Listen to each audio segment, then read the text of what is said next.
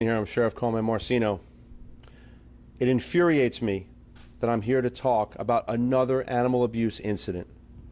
Last Friday, my family members responded to a scene on Andorra Street in Lehigh Acres to assist Lee County Domestic Animal Services. There were 4 dogs ranging from 1 to 10 years old, and 1 was pregnant. They were locked in cages, enclosed in a locked shed. There was no ventilation. There was no food and little water. While it was 94 degrees outside, temperatures inside the shed were measured at 111 degrees. Domestic Animal Services responded to the residents twice last week and gave them, for lack of better terms, this human being a chance to improve the living conditions that these dogs were in, but he didn't take it seriously. My stance is crystal clear. I've said it repeatedly since I became sheriff of this great county. If you abuse or neglect an animal, you get a one-way ticket to the Marceno Motel. These dogs were subjected to hellish conditions while their owner, 23-year-old Donte Sweeting, went to work. He went about his day without a care in the world. After seeing these conditions, members of my Animal Cruelty Task Force, East District Criminal Investigations Division, all responded to the scene and began our investigation. They worked through the night, writing and executing search warrants, conducting interviews, and collecting evidence. No stone was left unturned. Ultimately, probable cause was developed to charge Sweeting with 4 counts of tormenting or depriving an animal. See it, say it, makes the call. It works. I'd like to thank the anonymous hero that reported this death trap. I always say my family members are the best of the best. This includes my legal team.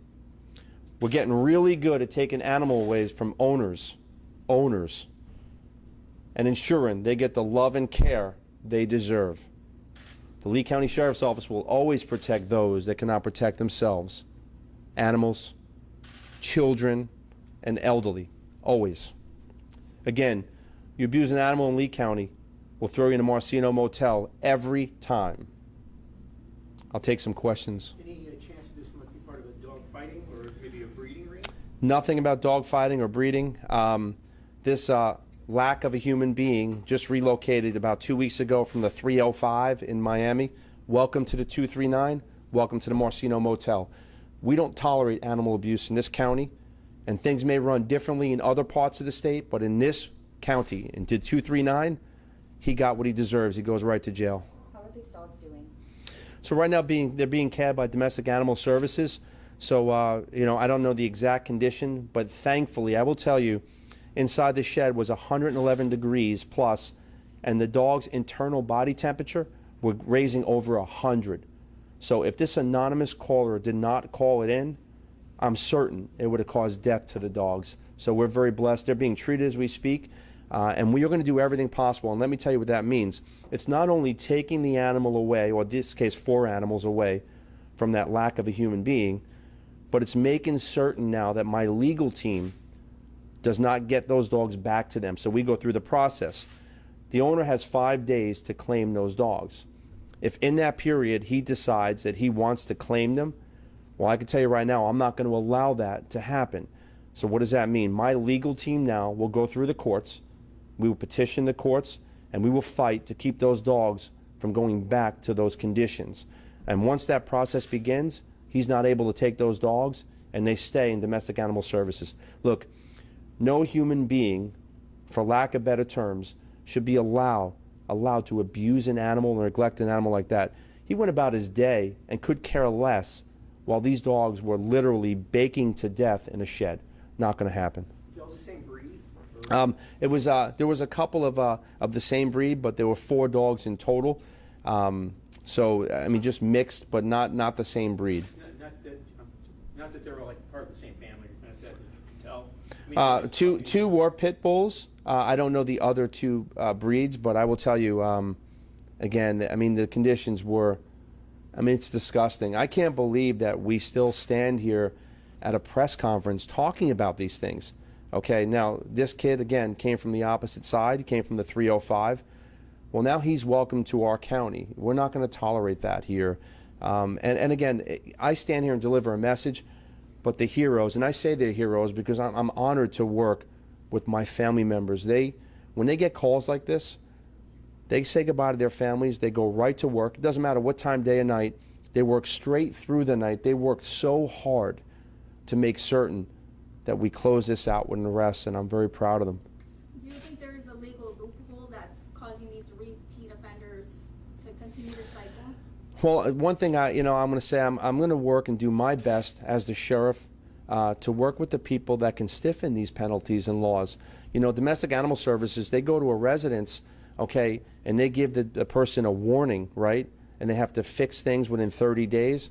Well, in that 30-day period, those animals are still with the person, and they have maybe that person can make that change, or maybe they can't, but they can't go back for 30 days. Now, the sheriff's office, we can criminally charge somebody. We're not going to wait 1 second. If we go to a house or a residence and these dogs are neglected or abused, we're not waiting 1 second, and we're going to hit them with the fullest extent of the law. So again, I'm very thankful. Domestic Animal Services does a great job, but as a law enforcement agency, we have a lot more push in that pressure, and we can charge immediately. Has Sweeting been arrested before? Unknown of his criminal history, again, he 2 weeks ago came from Miami. And look, I don't spend time over there, but I do know that a lot of times different places look at animal cruelty differently. For me, I've been a dog lover since I'm a kid. It doesn't matter being the sheriff. I always promised myself that if I got to a position where I could really make that difference, that I would do everything in my power to help those that cannot help each other. I'm an animal lover. No one should abuse or neglect an animal, or the elderly, or our children. It's our job to protect them all. So it's important, and we are going to do it. Have you reached out to lawmakers to help bring stronger legislation? I just began that process. I'm going to talk to senators. I'm going to talk with our great governor, Ron DeSantis, and people that can make the difference. And again, you're always looking to do better. And we need to look at the laws and see that maybe we can do better in certain ways.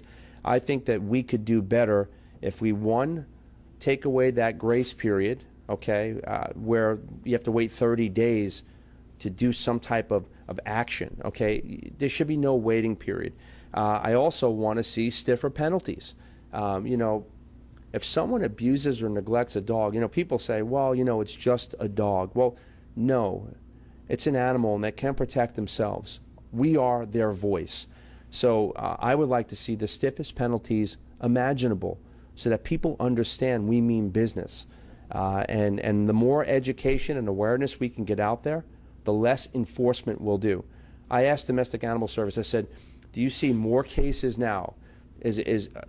What is the job we're doing, is it working? Do you see? And she says, well, we don't see more cases, but more people are calling things in. More people, we're out there every day trying to do the best we can.